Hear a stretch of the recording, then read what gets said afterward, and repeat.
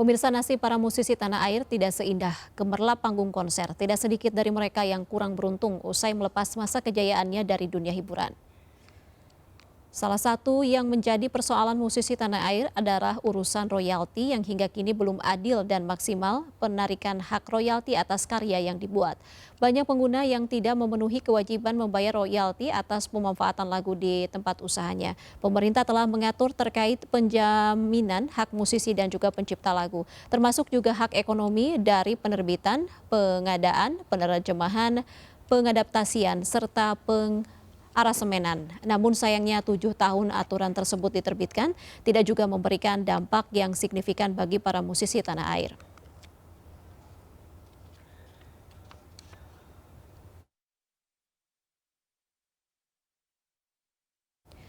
Ya, pemerintah telah memberikan kepastian hukum pembayaran royalti atas penggunaan lagu dan musik secara komersial. Royalti dibayarkan melalui Lembaga Manajemen Kolektif Nasional untuk pencipta dan juga pemilik hak terkait. Layanan apa yang dikenakan wajib royalti berikut rangkumannya.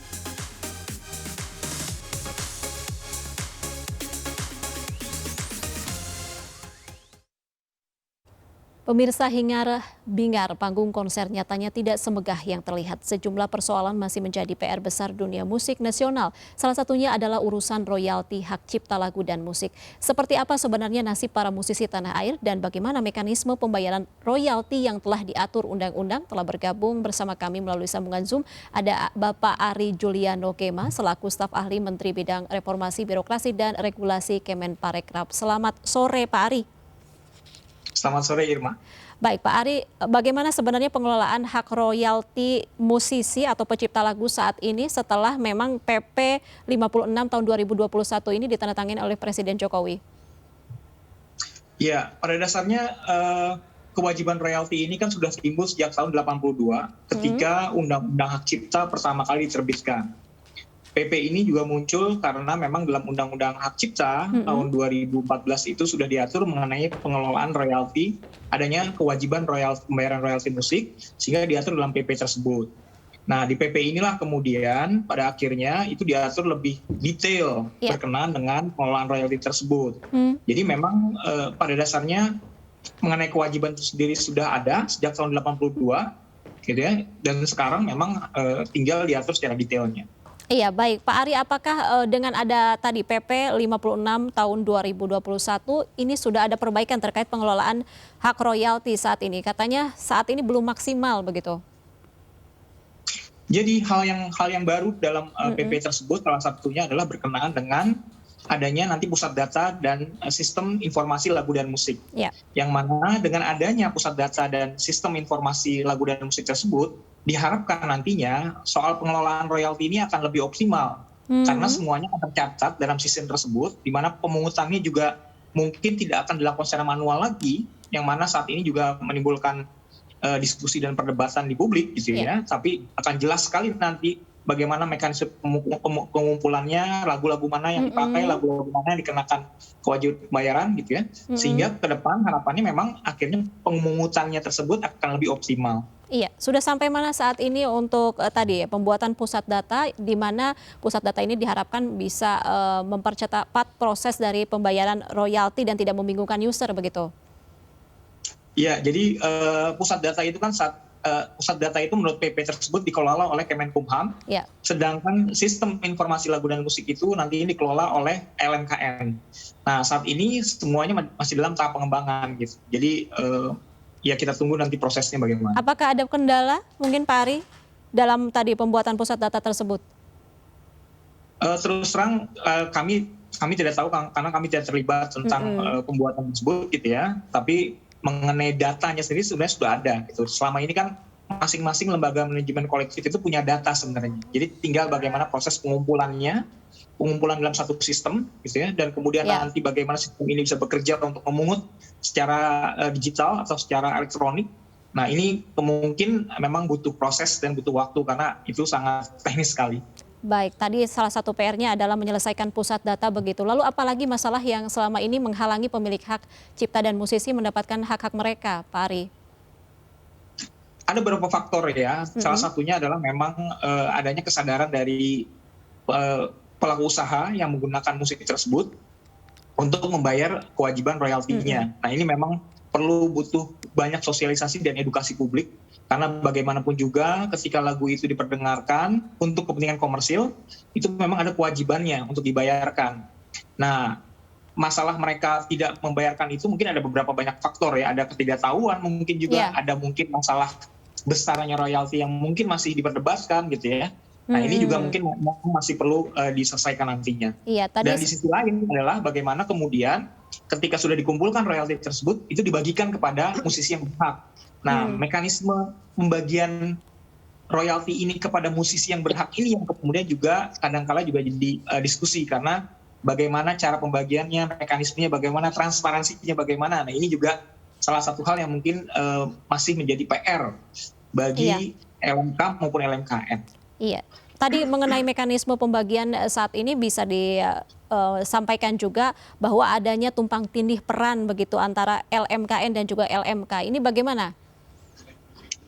Kalau kami melihat sebenarnya tidak ada tumpang tindih peran gitu, karena saat ini kan ada berbagai LMK ya, ada banyak beberapa LMK yang memang ketika menagih kepada pelaku usaha atau pengguna musik ini butuh ada satu koordinator gitu. Nah disinilah LMKN sudah difungsikan sebagai koordinatornya. Daripada masing-masing LMK menagih kepada pengguna musik, akan lebih baik ada koordinatornya gitu, LMKN. Nah jadi fungsi LMKN itu seperti itu sebenarnya gitu. Jadi kami melihat tidak ada tumpang tindih sebenarnya. Kalau LMK sendiri yang menarik adalah bahwa si musisi atau pencipta lagu itu harus menjadi anggota. Ketika tidak menjadi anggota, maka royalti tersebut akan dibagikan kepada anggota LMK. Nah, ini bagaimana mungkin dari kementerian mengatasi hal ini? Apakah memang butuh sosialisasi supaya tadi pelaku industri musik pun mengetahui adanya peraturan seperti ini? Betul, sosialisasi sangat penting dan edukasi juga sangat penting, karena ketika mereka menjadi anggota LMK baru mereka punya hak atas royalti tersebut. Karena tidak mungkin mereka menagih sendiri-sendiri kepada pengguna musik, itu akan sangat menyulitkan teman-teman musisi gitu ya. Jadi memang membutuhkan satu lembaga yang terorganisir untuk menagih tersebut. Baik, dan yang menarik sendiri adalah LMKN, dan LMK ini ternyata mendapatkan kue sebesar 40% begitu terkait pendapatan dari royalti itu sendiri. Sebenarnya apa sih biaya yang harus dikeluarkan LMKN dan juga LMK sehingga tadi ya mendapatkan bagian 40%? Jadi 40% itu sebenarnya maksimal gitu ya. Jadi pada praktiknya tidak sampai 40%. Jadi memang ada beberapa porsinya gitu yang sepengetahuan kami, bahwa porsi itu adalah digunakan untuk manajemen, bagaimana pengorganisasian internal, administrasi, dan kemudian juga bagaimana kebutuhan untuk penagihan. Karena saat ini penagihan masih secara manual, sehingga dibutuhkan pengiriman surat, invoice, dan juga beberapa dokumen lain yang itu membutuhkan biaya yang tidak kecil gitu. Memang bisa dibayangkan pengguna musik itu ada di seluruh Indonesia dan harus ditagih secara manual.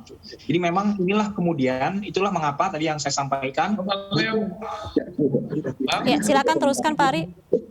Ya, butuh sistem yang sifatnya digital, mengganti manual ini agar lebih mudah, sehingga biayanya bisa lebih ditekan dibandingkan dengan penagihan secara manual tersebut. Baik, terkait dengan LMKN sendiri, bagaimana sebenarnya peran pemerintah tadi untuk melegalisasi LMKM? Ya, LMKN ini kan diatur oleh undang-undang ya. Undang-undang artinya LMKN ini adalah lembaga swasta yang memang untuk dia bisa beroperasi itu harus mendapat izin dari pemerintah gitu ya, agar menjamin legalitas dari perusahaan bagi organisasi sendiri. Jadi itu memang seperti itu. Tapi pemerintah tidak campur tangan berkenaan dengan organisasi atau manajemen tidak. Baik, Pak Ari, apakah suara saya bisa terdengar dengan jelas? Ya, masih. Iya, Pak Ari, lahirnya PP 56 tahun 2021 ini dinilai menjadi harapan baru bagi para musisi dan juga pencipta lagu. Namun pada nyataannya masih ada kendala di lapangan gitu terkait penerapan PP 56 tersebut. Lalu apa saja sebenarnya poin-poin penting yang ada dalam PP 56 tahun 2021 tersebut? Ya, menurut saya hal yang paling penting adalah khususnya ketika kita berbicara tentang bagaimana penegasan bahwa penggunaan musik secara komersil lah yang akan dikenakan royalti tersebut. Itu penting sekali karena menjawab pertanyaan apakah setiap kali kita menggunakan musik orang lain itu selalu harus bayar gitu. Ternyata di situ tegaskan komersial. Lalu kemudian bagaimana dengan usaha kecil? Nah, dalam PP tersebut itu ditegaskan bahwa untuk usaha kecil dan mikro ada keringanan untuk membayar biaya royalti, yang mana sebelum-sebelumnya tidak ada ketentuan hal itu. Nah, itu penting sekali untuk dijelaskan pada publik gitu, bahwa dengan demikian saat ini tidak memberatkan bagi usaha kecil dan mikro. Lalu kemudian dan terakhir yang paling penting juga tadi saya sampaikan mengenai pusat data dan sistem informasi lagu dan musik, yang harapan kita bisa melakukan pengelolaan secara digital sehingga bisa lebih efektif dan efisien untuk menghasilkan pemungutan atau pembagian yang lebih optimal bagi musisi. Baik, Pak Ari, kita juga sudah terhubung dengan Benz Leo yang merupakan pemerhati musik. Selamat sore, Pak Benz. Selamat malam di Papua. Oh, sedang di Papua ya. Baik, Pak Ben, sehat selalu ya Pak Ben ya. Baik Pak Ben, kita berbicara mengenai pengelolaan hak royalti musisi dan pencipta lagu begitu ya. Menurut Pak Ben, saat ini pengelolaan hak royalti itu sudah sejauh mana setelah PP 56 tahun 2021 disahkan oleh Presiden Jokowi? Ya, sebetulnya apa yang dikatakan Mas Ari itu ada benarnya, tapi implementasi di lapangan memang belum sempurna ya, karena PP-nya saja baru keluar, PP 56 ini. Tapi ada satu hal yang cukup menarik sebetulnya, ada keinginan dari banyak pihak, terutama 7 LMK, 7 lembaga manajemen kolektif itu, agar mereka bisa duduk di dalam organisasi LMKN. Kan sebetulnya yang menjadi mereka mendaftar, yang tahu siapa yang mendaftarkan pada LMK itu adalah para songwriter itu. Kalau itu LMK musisi, maka mereka mendaftarkan ke LMK hak terkait. Nah, dengan demikian sebetulnya kalau mereka bisa duduk di LMKN, maka secara bersama-sama mereka itu bisa melakukan gerakan untuk mengutip royalti yang dilakukan oleh LMKN, seperti halnya Mas Ari katakan tadi. Tapi juga ada rekan-rekan yang dari LMK yang ada di dalam organisasi LMKN. Dengan begitu sebetulnya mereka bisa saling melakukan informasi dalam satu organisasi yang sama, LMKN, tapi LMK ada di situ juga. Itu idealnya sebetulnya. Tapi kendala di lapangan seperti apa? Apakah semua musisi ataupun pencipta lagu ini sudah berkeinginan untuk mendaftarkan diri menjadi anggota LMKN?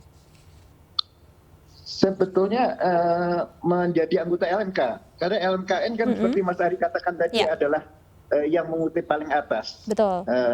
Dan itu LMKN ini kan didirikan oleh pemerintah, tapi dia tidak melalui biayanya bukan dari pemerintah. Jadi pada akhirnya organisasi ini memang harus bekerja sama dengan LMK sedemikian rupa sehingga kalau anggota LMK yang jumlahnya 7 itu duduk sebagai duduk di organisasi LMKN, maka itu yang paling ideal sebetulnya, Mbak. Dengan demikian mereka bisa bekerja sama lebih menarik lagi. Tapi satu hal yang paling menarik sebetulnya, di luar royalti itu sendiri, apa yang dilakukan oleh para musisi belakangan ini, mereka bisa tampil kembali di atas panggung, itu satu berkah yang luar biasa. Karena mereka sudah hampir 2 tahun tidak manggung lagi. Dan kemarin sama Mas Ari Juliano Gema, kami melihat bagaimana 7 panggung didirikan di Ambon dalam rangka 2 tahun Ambon City of Music. Itu satu bagian bagaimana gerakan untuk musisi kembali ke panggung itu sudah dilakukan. Baik. Tentu saja yang harus kita lakukan memperketat protokol kesehatan karena kemarin itu kelihatannya agak rawan juga itu. Betul sekali, itu menjadi PR bersama ya. Baik Pak Benz, ini mengenai ada yang mungkin menyampaikan juga terkait adanya tumpang tindih berkaitan dengan peran dari LMKN dan juga LMK. Kalau menurut Anda, apakah sebenarnya peran mereka itu tidak bisa dikatakan tumpang tindih dan justru saling melengkapi? Sebetulnya kalau seperti saya katakan idealnya sebetulnya kalau anggota LMK itu duduk di dalam LMKN itu yang paling ideal sebetulnya sehingga tidak ada kalimat tumpang tindih lagi karena mereka bisa komunikasi, bisa berinteraksi langsung karena yang tahu pendaftar itu jadi anggota LMK itu kan sebetulnya yang tahu adalah LMK. Jadi misalnya KCI, WAMI, terus kemudian LMK terkait itu adalah PAPRI misalnya. Kalau mereka duduk sama-sama di sana, maka interaksi itu yang menyebabkan tidak ada kata-kata tumpang tindih lagi, Mbak. Yeah. Itu pasti ideal sekali. Dan yang saya dengar PP 56 itu nantinya akan ada perbaikan. Dan kalau itu diperbaiki, maka hal macam ini yang ideal sekali untuk dilakukan sehingga kata-kata tumpang tindih tidak akan terjadi pasti. Baik. Itu yang sebetulnya Baik, Pak Benz. diinginkan oleh panitia. Baik, mengenai proses pengumpulan royalti kadangkala kesulitannya adalah pada minimnya database begitu sehingga membingungkan para user untuk membayar tidak adanya data siapa musisinya, kemudian berapa harga dari royaltinya. Kalau menurut Pak Benz bagaimana untuk mengatasi kesulitan ini? Karena katanya sebenarnya database sedang dipersiapkan. Pada saat Mas Ari Wiono dan kawan-kawan masih ada di Bekraf waktu itu, Badan Ekonomi Kreatif. Setahu saya database itu adalah satu impian yang luar biasa dari Bekraf, Badan Ekonomi Kreatif yang sekarang masuk ke Parekraf, Pariwisata dan Ekonomi Kreatif. Dengan demikian pertanyaan ini sebetulnya ideal sekali kalau kita tanyakan juga ke Mas Ari.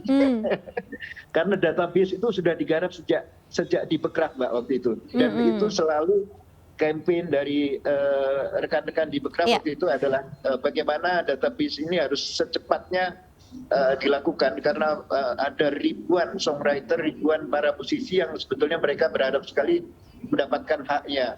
Ada satu lagi, Mbak, yang sebetulnya penting sekali, terutama juga bagi para jurnalis, itu adalah hak moral. Hak moral ini penting sekali karena seringkali sudah hak ekonominya nggak dapat ya atau belum dapat dengan sempurna, tapi menyebut nama pencipta, menulis nama pencipta dengan benar, itu seringkali tidak dilakukan oleh media massa misalnya. Artis penyanyi juga tidak pernah menyebut ini lagu ciptaan siapa. Padahal di situ ada hak moral. Para musisi itu seringkali mereka suka sekali kalau disebutkan, terutama pencipta lagu ini adalah ciptaan siapa. Gitu. Yang sering terjadi kalau di televisi lagu ini judulnya apa, dipopulerkan oleh Rosa misalnya. Kan yang mempopulerkan itu harus tahu juga bahwa itu ada pencipta lagunya. Seharusnya televisi juga melakukan itu sehingga hak moral itu akan didapatkan dan hak ekonomi juga dapat. Itu, Mbak, kira-kira. Baik. Terima kasih Pak Benz Leo, pemerhati musik, dan tadi juga sudah bergabung bersama kami ada Pak Ari Juliano Gema yang selaku staf ahli ke Kemenparekraf. Terima kasih sudah berbagi informasi bersama kami dan selamat sore. Terima kasih. Baik pemirsa, kami masih akan kembali usai jeda, tetaplah bersama kami.